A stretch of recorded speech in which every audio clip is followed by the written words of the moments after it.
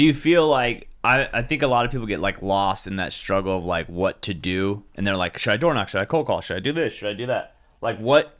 Because the hard part is like so many people want to run in so many directions. What advice would you give them to which one to pick? Depends. What are they good at? Are they good on the phone? Or do they have call reluctancy? Do they not like making the cold calls, right? Do they like the interaction, the face-to-face with their clients, right? Is it easier for them to door knock? Like, it all depends on you. What do you like to do, right? And use that to your advantage. Don't be scared to use that. Is there something you don't like doing that in your business that you strive away from? You know, I used to hate cold calling. Yeah. I fucking hated it. Excuse my language. No, that's all right. I hated it. I mean, we're in real estate. There's no rules anymore. I hated it, but... Who were you calling? Agents? I used to call people off the yellow pages, believe it or not. Oh, really? Right? Back in the day? Right? Yeah. They would tell me, hey, call 100 people. I would call 100 people. Yeah. Right? But who told you? When did that become a thing? Call 100 people. When is that thing? Is that like who told you to call 100 people? I always wonder that. But you never know. I think here's the thing. I'll say this is that what people don't process is that a lot of it is practice. Right. Like even if those people don't, like I tell people all the time, like working open houses, like you want to go work open houses just to get your feet wet, to get used to talking to people. Correct. I actually had an agent in here yesterday who you personally know. I'll tell you off screen. I don't want to say his name. It's not like he's going to watch this, and he was like, man, you're really good at asking questions and podcasting. Mm-hmm. He goes, maybe that's why you take so many listings and you're so good on listings. I'm like, yeah, I just do the same thing on a listing presentation. Right. Like I just ask a lot of questions because every situation is so different. Like the one I went on yesterday or 2 days ago was brutal. It was like someone I didn't know.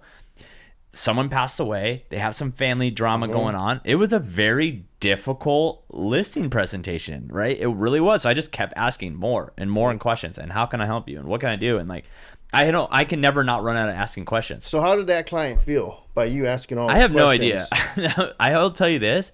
They ghosted me yesterday on a text, follow-up text. I have no idea if I'm going to get it or not. I have no clue.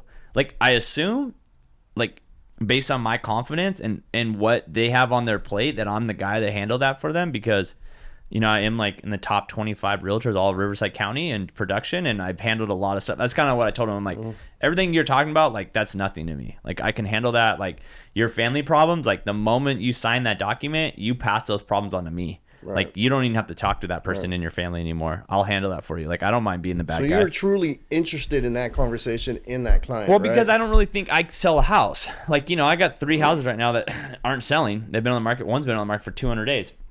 What am I going to do unless I do a price drop? Nothing. Like, unless my seller wants to do a price drop, like, there's nothing I can do. Like, I have another one that's been on the market 50 days, and the lady has no equity. She bought it 2 years ago. Her dad passed away. She was doing a VA, so she has no money in the house.